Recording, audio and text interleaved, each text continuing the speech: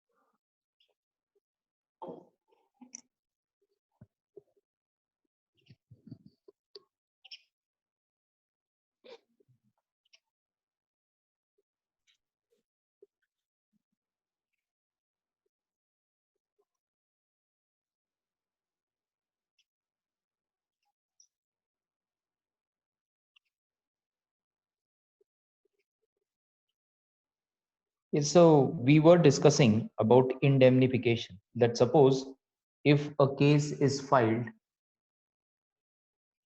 against a director of the committee of a particular committee or of the board of directors, and if it is proved that the director was doing these things for which the case has been filed in the good faith of the company or for the betterment of the company, then it is the responsibility of the company to bear whatever expenses he makes, that is, the director makes, to defend himself in a particular case. And that is called as indemnification. Indemnification, in simple words, is that whenever a loss is occurred to a particular person while doing his job in the good faith, that particular under that particular condition, that loss is to be borne by the company, and that is called as indemnification. And we were also discussing about officers insurance. If any insurance are to be say insurance is there, then those insurance, what type of insurance is there, that is to be mentioned in the charter. Now the next point to be included in board charter is called as board and committees performance evaluation. Now this is also considered as one of the most important point included in the board charter, where we are talking about board as well as committees.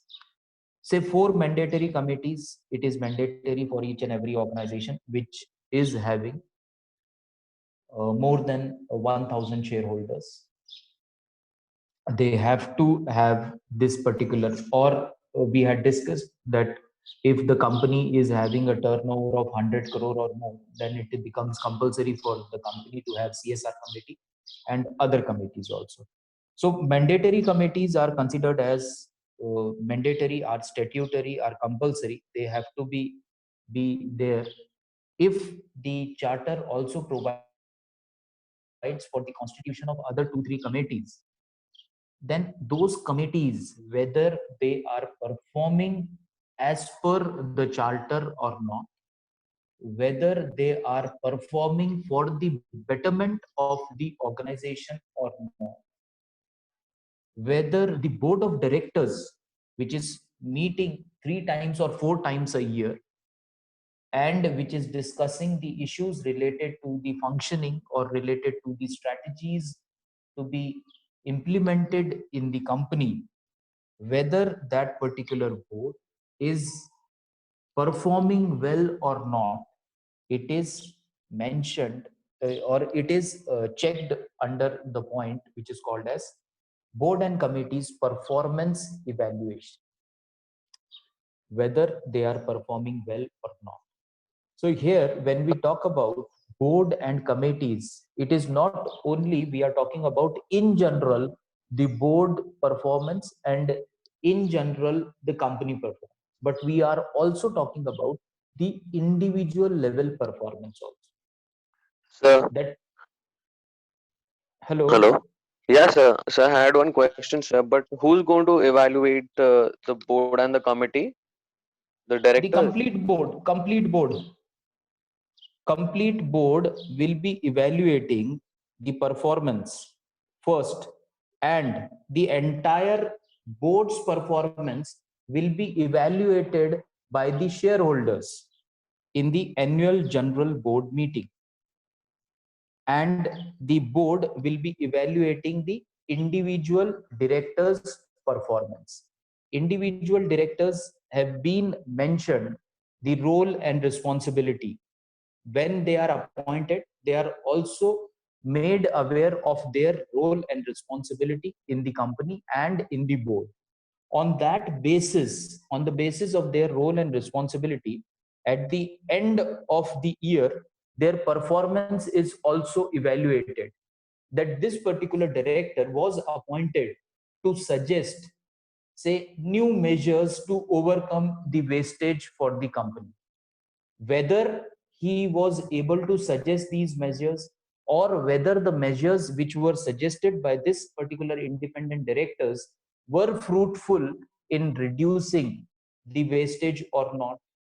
If a director is appointed to, say, introduce a new technology or just to monitor the implementation of new technology in the organization, whether the implementation of new technology has taken place in an effective manner, whether the results are positive for the company. Now, these things are evaluated because at the time of appointment itself, each and every director is made aware of his role, his responsibility also.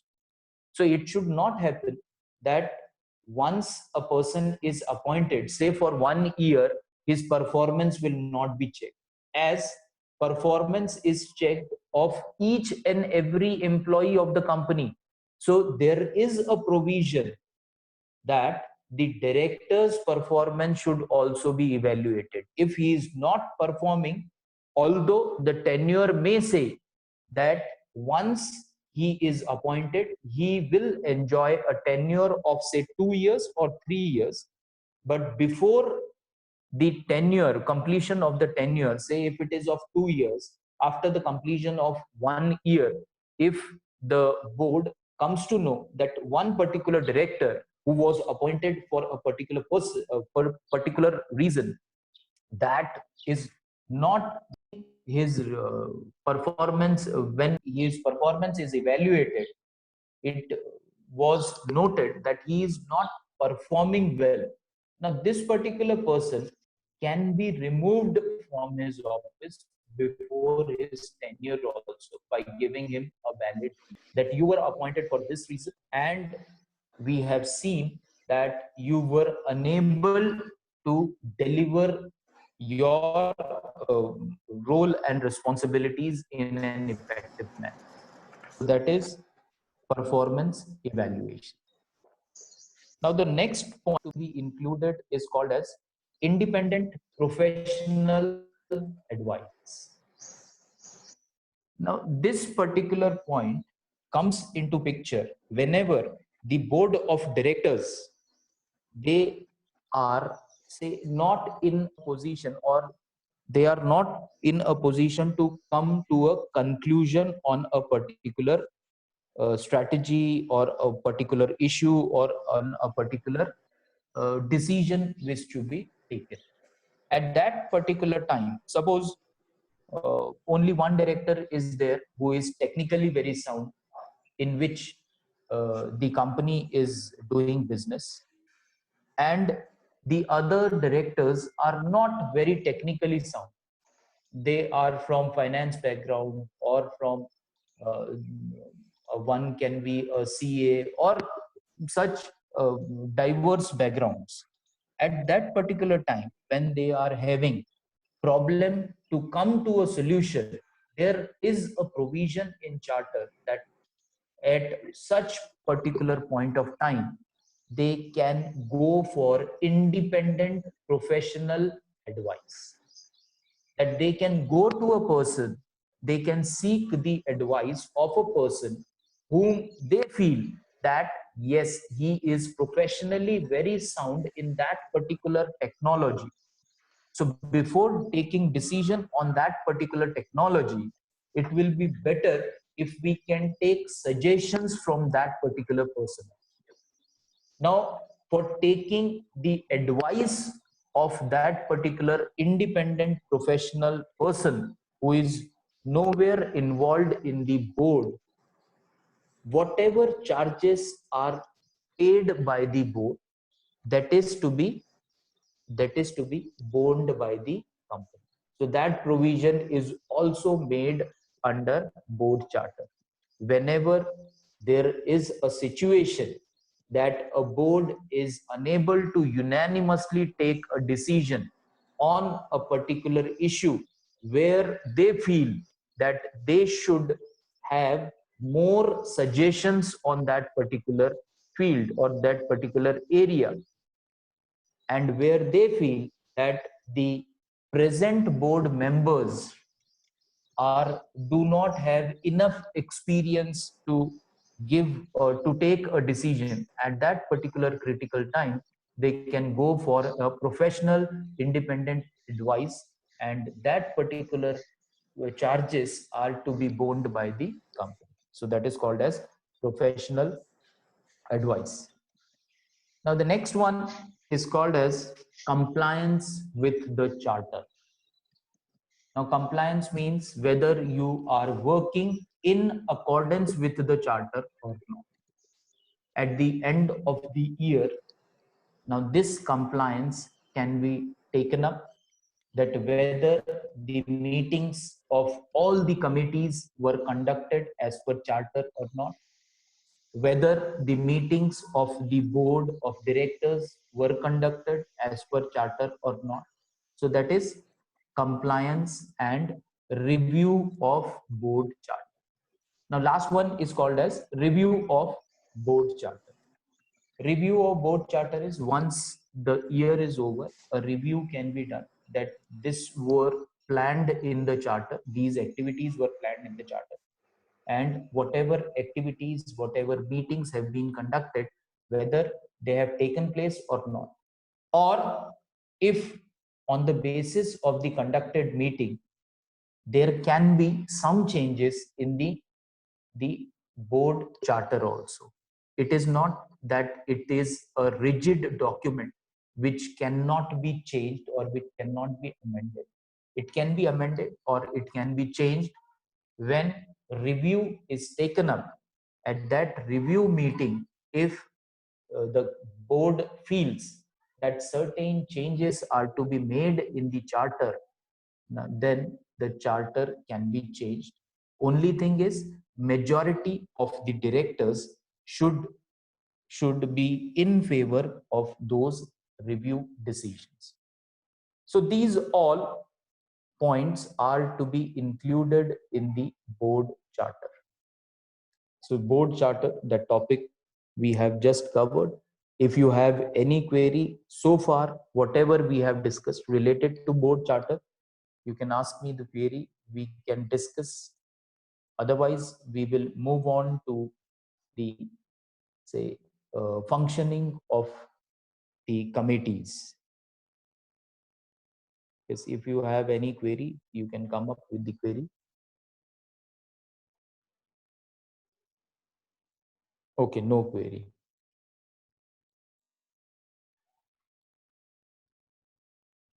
So committee, how the board or the committees which are constituted by the board.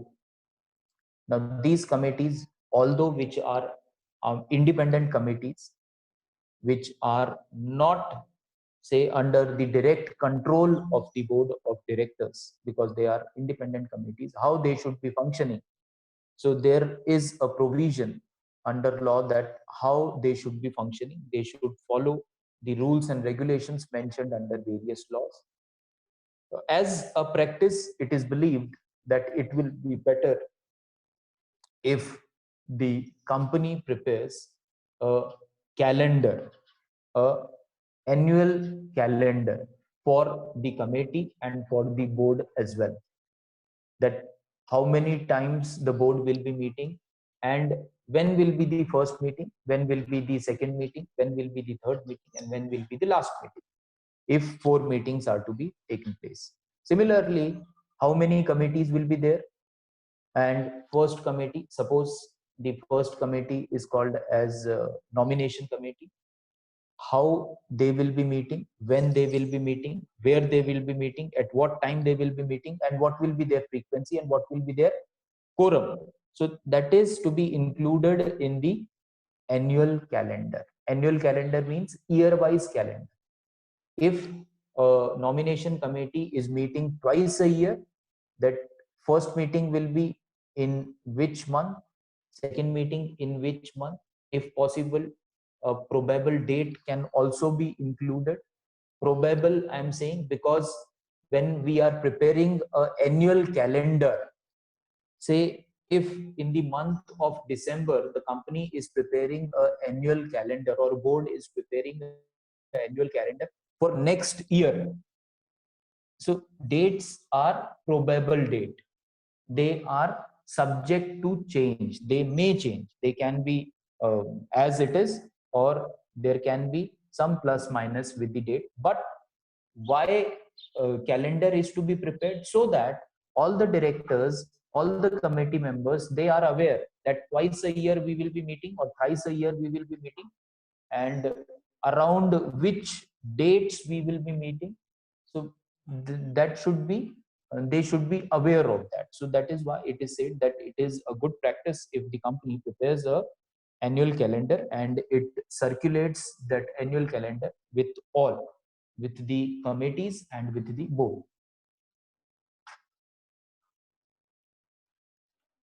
Now, whenever a committee meeting is to be conducted, how a meeting is to be conducted, that now we will be discussing. Now, before conducting a meeting, a notice consisting of agenda points and the date, the time, the place of the meeting, that notice should be sent to all the directors. If it is of a board of directors, it should be sent to all the directors. That particular notice should be sent to all the directors. If it is a committee meeting, all the committee directors or all the committee members are to be sent notice of such meeting, and which should include agenda, which should include date, time, and place of the meeting. Now, this particular notice, it is as per the provision made in law, it is said that this particular notice of the coming meeting should be sent to the directors or to the members registered address, which is registered with the company, before or before the 7 days of the meeting. So notice is to be sent by hand. Notice can be sent through post, or notice can be sent through electronic mode also. But notice should be sent to the, if it is being sent through post or by hand, it should be delivered to the registered address of the director, which is registered with the company. Suppose if the director who is on the board has got, say, more than one residence or more than one flat, more than one bungalow. And if one address, whichever address is registered with the company should send the notice to that address only. It should not happen that company has got one registered address, but the director who is in responsibility to send these notices, that sends the notice to another address of that particular director. That is not acceptance. Acceptance will be considered only when it is sent to the registered address of the director or committee member, and when it is sent 7 days before the meeting. And how it can be sent? Earlier there was a provision that it is to be sent only by hand, or it is to be sent by post only.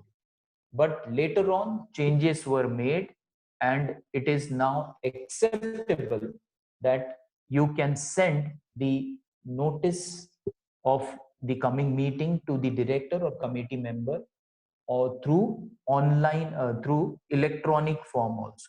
That means you can send the notice with on his registered email also. That will be termed as a valid notice. Only thing which is to be considered is that such notice should reach the director before 7 days from the start of the meeting. Now again, there is a provision. Suppose some urgent meeting is to be convened. Some problem has cropped in which is to be resolved urgently, and the board doesn't have time of 7 days to give notice to all the directors to join the urgent meeting. In this particular situation, it is said that a meeting can be called on urgent basis, where the company should try everything to get in connect with all the directors of the board. They can get in contact through phone, through text message, or through email. They should try everything to make them aware of the urgent situation and why they are calling the urgent meeting. It can be called in 2 days, it can be called in 3 days, it depends upon the situation. And here the meeting can be called as a valid meeting if the quorum is complete. If, say, out of 5 directors, if more than 3 directors are present, then we can say the quorum is complete. So this particular urgent meeting can also be called as a valid meeting. But only thing is, here also, in this urgent meeting also, the presence of independent director is necessary. Now, other directors are present, but independent director is not present. And as the decision was very urgent, the decision is taken in the absence of independent director. So it is said that the decision is to be ratified, the decision is to be approved later on by the independent director. If the independent director rejects that decision which was taken in the urgent meeting, that decision cannot be implemented. That decision will be implemented only on the ratification, or we can say only on the approval later on by the independent director. So that is regarding the notice of committee meeting. So committee meetings notice we have discussed. It is very simple that the notice can be sent by hand, can be sent through post, can be sent through electronic mode. It is to be sent to the registered address of the director or committee member, and it is to be sent to that particular director. He should be receiving that particular notice before 7 days from the start of meeting. So that is the notice of committee meetings or notice of board meetings. Quorum, we have already discussed what is the quorum. Now here we will be discussing one more important thing, and that is called as attendance register. We had discussed in the board charter also what is attendance register. Attendance register is nothing but it is a register which is kept for checking how many directors or how many committee members were present for the particular meeting, their name, their designation, their signature, the time of the meeting, place of the meeting, everything is to be entered in the attendance registers. Now, for board meeting, separate attendance register is to be maintained, and for committee meetings, nomination committee is there, then separate register should be maintained for that nomination meeting. Separate register should be made for the CSR committee is there, CSR committee, separate attendance register should be made. So for every separate committee, separate attendance register are to be maintained, and for every board meeting, separate board of directors attendance registers are to be maintained. Now in these registers, date of the meeting, then name of the committee if it is committee meeting, place of the meeting, time of the meeting, name of the director, signature of the director, who were present for the meeting, all are to be included. Now here one more thing is included is, if suppose we had discussed when we were discussing professional advice, that one person is invited to the board who is professionally very sound in that particular area, and he is called or he is invited to share his suggestions which can be incorporated by the company. Now such people are called to the meeting by invitation. Now in attendance register, at the end, uh, after the names of all the directors of the board, the person who is invited to the board, his name is to be mentioned, then his designation is to be mentioned, and his signature should also be taken in the attendance register. Now this particular attendance register is to be shared with the registrar of company, registrar appointed under Companies Act, so that he can verify, so that he can check whether the company meetings are taking place as per the rules mentioned under Companies Act 2013 or not. Now, one more provision says that these registers are to be preserved for a period of 8 financial years. So roughly we can say for 8 years, every company has to preserve the attendance register of various committees and the attendance register of its board of directors meeting for a period of 8 years. After the completion of 8 years, a resolution can be passed in the board of directors meeting stating that these can now 8 years are already over, and if the board permits, then only the attendance registers can be discarded, or they can be removed from the safe of the company.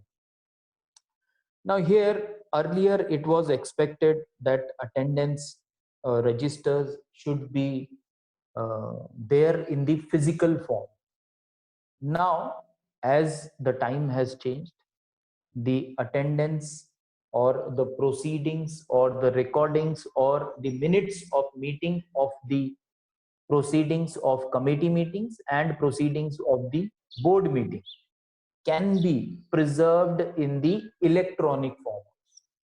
Now, minutes of meeting can be written in a register, which can be similar to the attendance register, as well as the the proceedings or minutes of meeting can be preserved in the electronic form.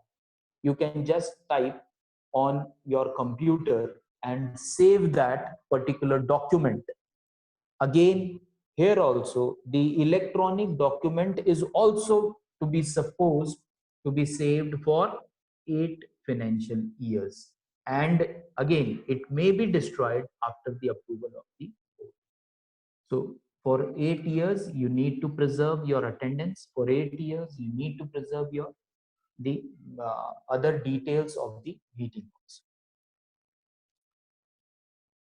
Now we will move on to how the proceedings are to be recorded. It is again, now all these things, why the law says that all these things are to be preserved in black and white? Because it is said that board of director is the highest authority of a particular company.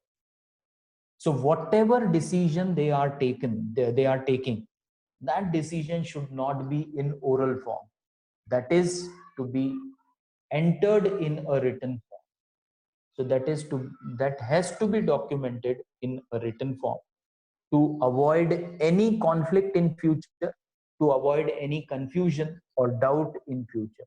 So whatever decision they are taking, whatever agenda points they are discussing, those agenda points and those decisions on those agenda points are to be documented in a written form, in a physical written form, or in a electronic form, and that is to be preserved for 8 years or more. Now how these recordings are done, that we will be discussing. Now it is expected that the minutes of meeting of all the proceedings of meetings which are conducted under board of directors or which are conducted by various committees, they are to be entered in a book which is specifically made for that purpose only. Attendance register should be used for the purpose of attendance only. It cannot happen that on the day of meeting, attendance register was in the custody of a particular director and the director was absent.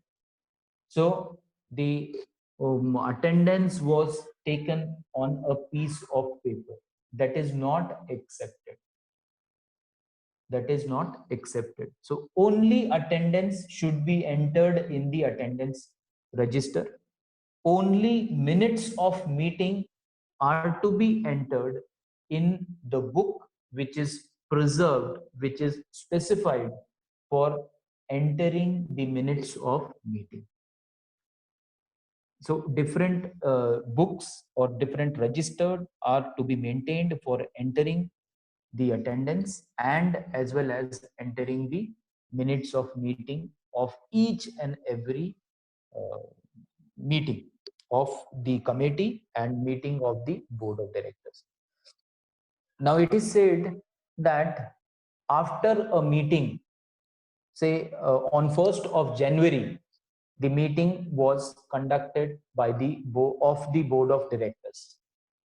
Now it is said that within a period of 30 days from the date of meeting, the minutes of meeting are to be documented and are to be approved by the chairman of that particular meeting. So if we say on 1st of January, meeting was held of the board of directors, it is expected that for that particular meeting, the minutes of the meeting or proceedings of the meeting are to be documented before the expiry of 30th January or 31st of January, before 30 days. before 1 month it has to be documented and it has to be approved by the chairman of the committee or chairman of the board.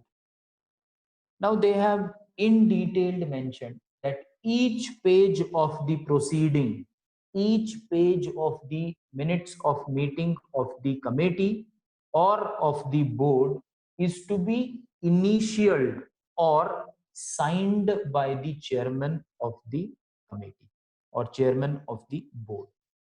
Initial means he has to put his initials on each and every page.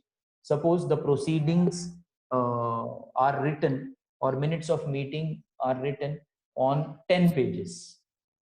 So all the 10 pages are to be initialed by the chairman or are to be signed by the chairman. All the pages are to be numbered in a manner which is mentioned and which says, suppose 10 pages of proceedings are recorded. Page number 1 should mention page 1 of 10, means 10 pages are there, and of that 10 pages document, first page is there. You might have seen in some documents also, in company documents, or we can say when we talk about very crucial documents, very important documents, when we talk about the collaborations between companies or agreements between companies. So they are written in such manner that at the end of the page it is mentioned that 1-10. 1-10 means the document consists of 10 pages and this is the first page. 2-10, 3-10, 4-10.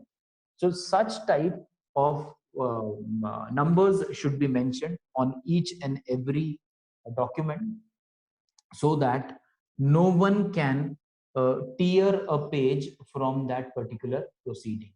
If somebody is doing that, automatically it will be noticed by the committee chairman or by the board chairman or by the board. So this is how it is to be written. So before the expiry of 30 days, it is to be written, it is to be documented. Second thing, it says that each and every page of that particular proceeding, that particular minutes of meeting written with reference to that particular board meeting are to be initialed, are to be signed by the chairman, and every page should have a numbered it should be numbered. Similarly, the last page of the meeting, there not only the chairman should be signing, but seal of chairman or stamp of chairman should be put on that particular last page.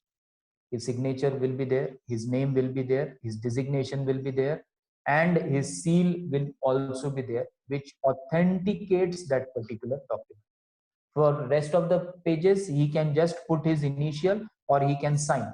But on the last page, he has to write his name, he has to sign, he has to mention his designation, and that is to be authenticated with the seal of the company.